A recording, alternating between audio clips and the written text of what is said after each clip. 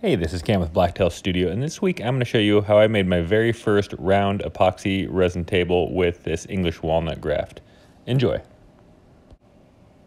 This table, like my last couple, started at Gobi walnut, and this was not actually out of a burl, but these burls make really interesting pieces for a round table if you do want to do a round table like this, and they were pretty stocked up this day I was in there. Mine was out of a graft piece, that top section there that you see there, that's Claro lower section, but the graft was the top. And here's the actual piece that my table came from, black walnut grafted to English walnut, which is what gives you this kind of funky shape there. And it's not good for a lot, and a friend of mine actually bought that slab and just gave this to me, so free wood's always good. After I got it cleaned up with the angle grinder, I started just trying to estimate the rough center since it is an odd shape, so I started playing around with the tape measure. Eventually marked what I could guesstimate was the closest thing to the center with a little screw hole, and I got this line so I can just draw it to rough shape so it'll fit in a round mold. Once I got my lines drawn, I just cut out the rough shape with the jigsaw. This will not at all be the final shape, just to get it close. And you saw that correctly a second ago. That was landscape border that we're going to make the form out of. It is really flexible, very non-stick, and so we'll see how well it works here. I will mention I do mess something up really badly in this project. I won't spoil it for you. So maybe it's the border, maybe it's something else. You're gonna have to keep watching to find out. And since this border doesn't make a perfect circle, again, I'm just kind of getting it to the rough shape so that way I have the minimal amount of waste in the end. Anyway, I moved on with some tin snips there to cut that landscape border. And then I used some caulk with a really nice camera angle there to seal it up. Add a couple of those quick clamps there to help keep it watertight and just let it set for about a half hour. My original plan was just to use the single slab in the middle and use the rest epoxy, and it just didn't seem like enough, so I had these other slabs laying around that I decided to cut the graft piece off of them. Just kind of filled in that circle a little better, and in the end I was pretty happy I did that. As I was making this video, I realized I keep talking about grafts, but I haven't actually explained what it is. And you may be confused by that because I was really confused by that for a long time. So a really quick oversimplification of it is one species of tree grafted to another species of tree. And I believe it's the black walnut has better roots in our environment. So they start growing a black walnut tree. When it's pretty young, they slice it off, they stick an English walnut to it, tie it around there. They grow together, they graft together, become a mature tree with English walnut nuts, which is what the farmers wanted around here, with the black walnut rootstock. But what you get is this really distinct line between the two species where they grow together, and that's the graft line. Okay, for those of you that are left watching, back to the build. This slab was 2.5 inches thick, so it wasn't that light, and I got my line sketched on there, and I just got the jigsaw, just getting pretty close to it. You don't have to be perfection right here because we're going to trim it to a perfect circle when it's all done, just to get it in the mold. Once I get this fit in there, I was pretty happy with the layout. I was kind of torn on if I wanted to put another piece on the right side, but decided to leave it as is. Went to cleaning up this other graft piece using my angle grinder, my restorer, and the wire brush there. Got the sander out, smooth out some of those wire lines, and move it on to epoxy. For the seal coat, I'm going to be using a Chill epoxy. This is their Diamond Fast, which is a fast drying epoxy. That'll harden in about 4 or 5 hours, and it will seal everything in there and give a perfect bond when I do my main deep pour. And when you're doing these seal coats, just hit every little pit and valley in there, anywhere that could trap air, because as it cures, what you don't want is one of those air bubbles just seeping out at the wrong moment and becoming encapsulated forever.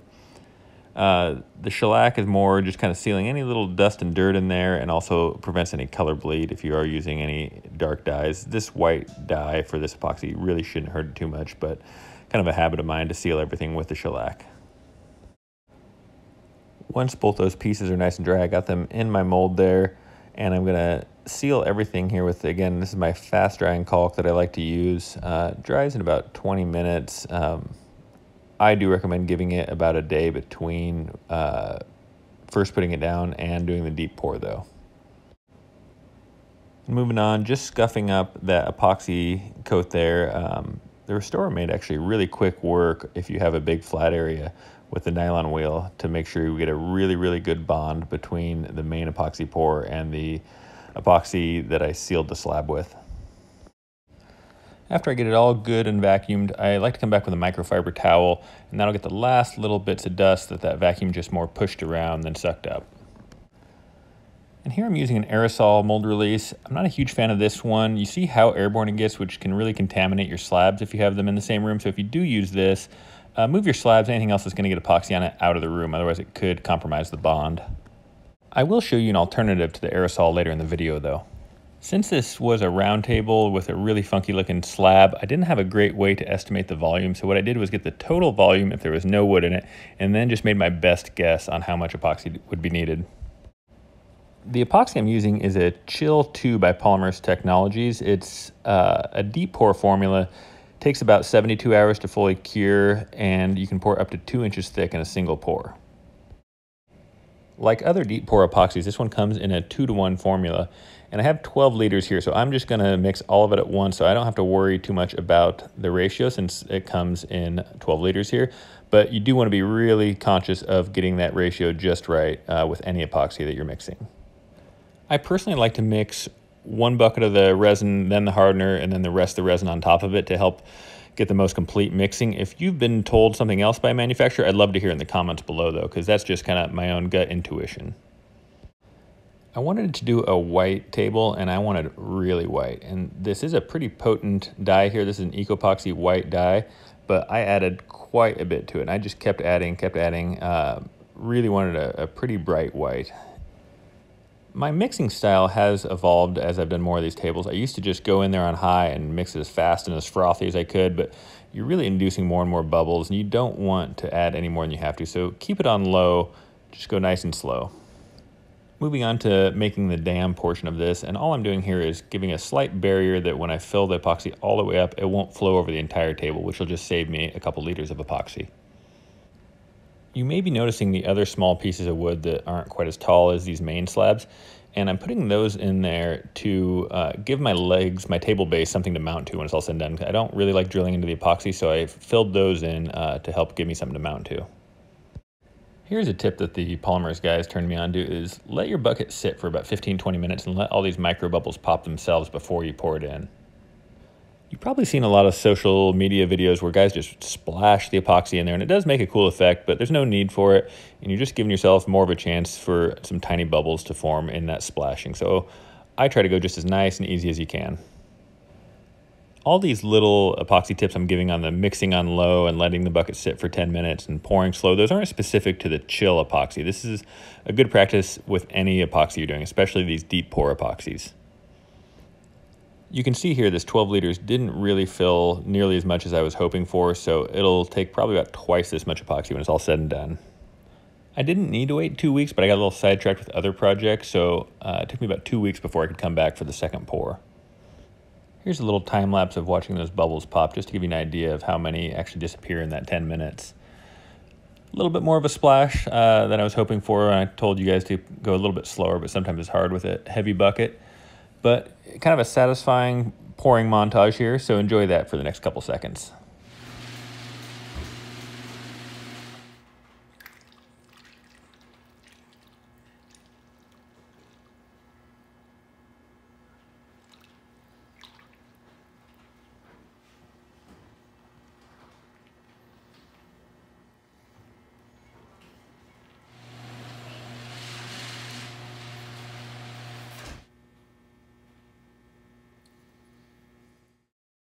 Once you get your epoxy topped off, this was my first step in figuring out a really helpful tip.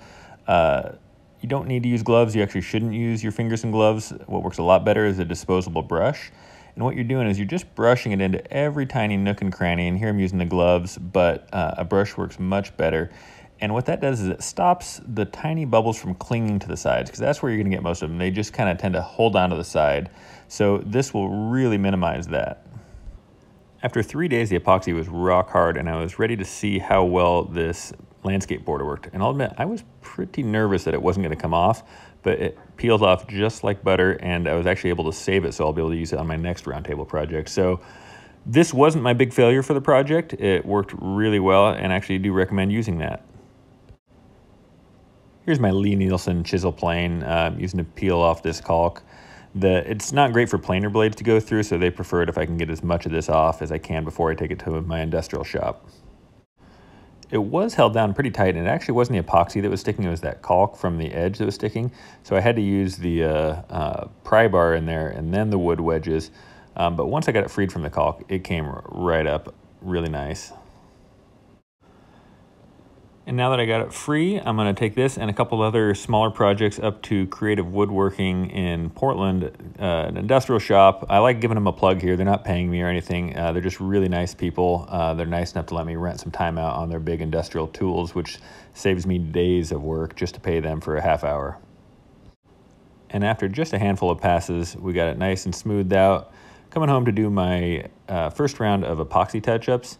And there weren't very many. There were these little bug pits that took a little bit of addressing, but overall not much in the way of tiny pits to fill. And most of that was using that glove trick, or the brush trick as it should have been. Oh, and I promised a really good screw up, so here it is. You guys should enjoy this one. It was pretty dumb. Basically, my idea was to mount my Festool router to my Festool track there, which it does go on, and go around in a circle, and it would cut a perfect circle. You'll see the problem I ran into here in a second, though. So this Festool attachment is to go up and down the track, and you guys can and should make fun of me for this because it's not meant to stay in one place. And so what you see there is it starts to work down the track as it's supposed to. I don't know why I thought I could hold it on there secure enough, but we put this huge gouge in the underside of my table, which I did come up with a solution for. And in the end, it actually turned out pretty good. But here's a bad fix to an even worse idea. So now that I got on there more or less secure, I made a pass about half the depth, and that'll allow me to come and trim the rest of it with my jigsaw, and then eventually a flush trim bit. So if you ever have a mess up in your shop, know that you're not alone. I'll show you how I fixed it, which in the end, it actually turned out pretty good.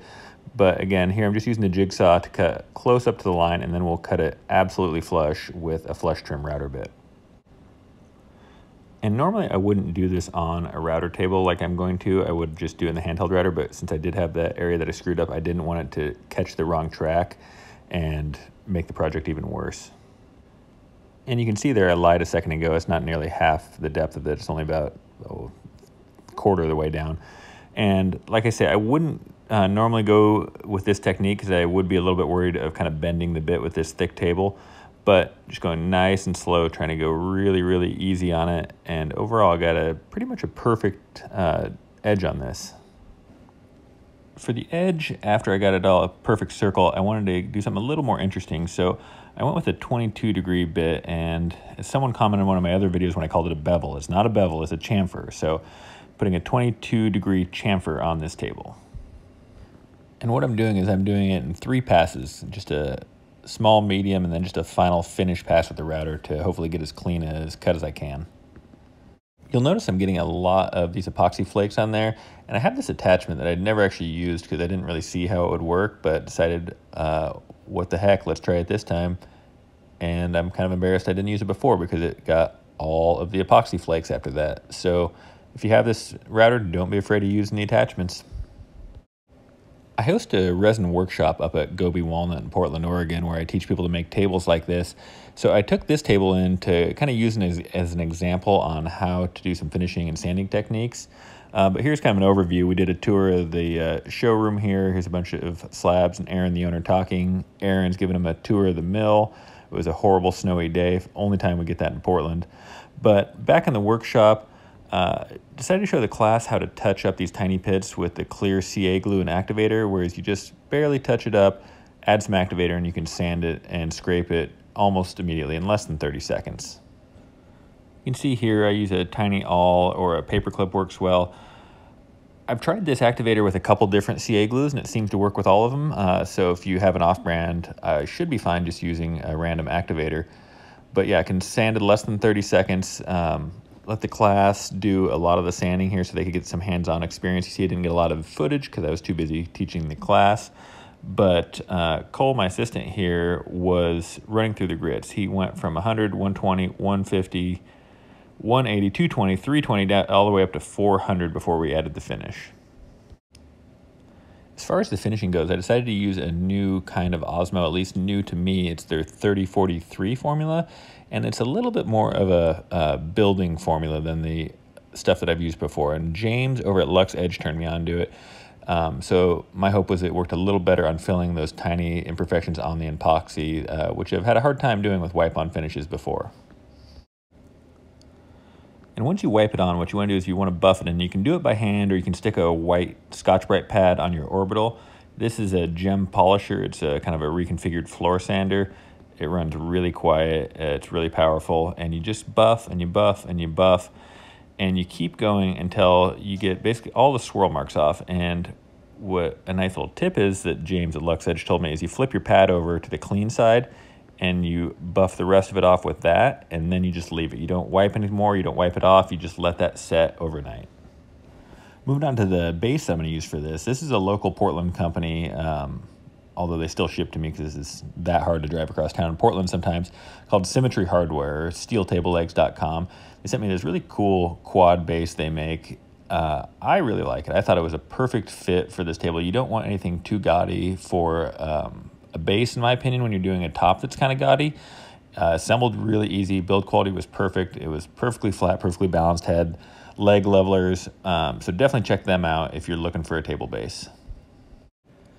As with all my tables, I'm doing threaded inserts here. So I got the base exactly where I wanted it, and I'm going to use the same bit that I'm going to drill the inserts with to mark my holes. A couple tips I can give from experience is use your drill on low and use one of these collars if you have it. If you use it on high and just use tape or don't use a collar, I've run this all the way through a table more times than I care to admit.